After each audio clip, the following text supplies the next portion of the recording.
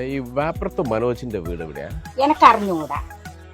Excuse me, ഒരു ആളുടെ വീട്ടിലേക്കുള്ള വഴി അറിയേണ്ടിട്ടായിരുന്നു. ആരെ വീടാ? ഒരു മനോജ്. മനോജ് എന്ന് പറയുമ്പോൾ ഒരുപാട് മനോജന്മാരുണ്ട്. ഏത് മനോജാ? ഒരു യങ് മാൻ ആണ്.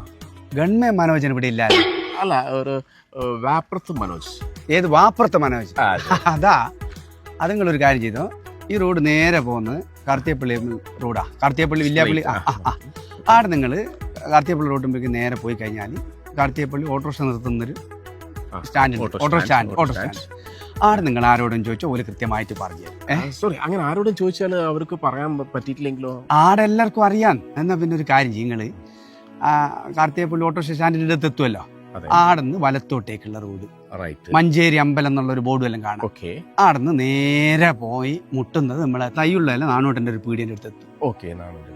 ആടന്ന് നിങ്ങൾ ആരോടും ചോദിച്ചാൽ ഒരു അത് പറ്റില്ല, കാരണം ചിലപ്പോൾ നാനൂട്ടൻ അവിടെ ഇല്ലെങ്കിൽ ബുദ്ധിമുട്ടാവും. നിങ്ങൾ തന്നെ പറഞ്ഞു തന്നെ. ഞാൻ തന്നെ പറയണം. നിങ്ങളൊരു വീട്ടാണ്, ഇതൊന്നും അടപ്പിടി ഒരു മിനിറ്റ്. നിങ്ങൾക്ക് എവിടെയും പോണ്ടേ? എനിക്ക് ബാപ്പുറത്തെ മനോജന്റെ ആണ് ഞാൻ പറഞ്ഞുതരാം. നിങ്ങള് ഇവിടുന്ന് ഈ റോഡ് നേരെ പോവാ. നേരെ പോയിട്ട് നിങ്ങള് മുട്ടുന്ന കാർത്തികപ്പള്ളി വില്യാപ്പള്ളി റൂട്ടിലേക്കാണ്. നിങ്ങൾ കാർത്തികപ്പള്ളി ഞാൻ ആരോടും ചോദിച്ചു. അല്ലല്ല, ചോദിക്കല്ലേ, വൈ തെറ്റിപ്പോ. ഞാൻ ഇപ്പൊ തെറ്റിപ്പോ. നിങ്ങളൊരു കാര്യം, കാർത്തികപ്പള്ളി റോഡ് ഓട്ടോറിക്ഷ സ്റ്റാൻഡ് അറിഞ്ഞില്ല? ഓട്ടോറിക്ഷ സ്റ്റാൻഡിന്റെ അടുത്ത് ഓട്ടോറിക്ഷക്കാരോ ആരെങ്കിലും ഇല്ലെങ്കിൽ ഇല്ലെങ്കിൽ ബുദ്ധിമുട്ടല്ലേ? ആടെ നമ്മൾ ആളോട്ടിന്റെ അജീഷിന്റെ ഒരു പീടിയെന്ന് ചോദിക്കല്ല. ആടെന്ന് പോയിട്ട് നിങ്ങൾ എന്ത് ചെയ്യാ, നേരെ വലത്തോട്ടേക്ക് പോവാ. നേരെ പോകുന്നത് എടുത്തേക്ക് തയ്യുള്ള ചോദിക്കാ.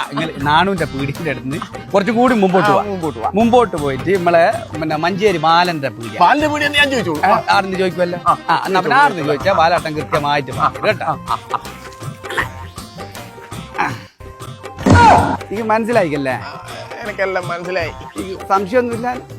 ഇല്ല, എനിക്ക് മനസ്സിലായി, കൃത്യമായിട്ട് മനസ്സിലായി. ആടുന്ന് ബാലാട്ടനോട് ചോദിച്ചാ കേട്ടാ.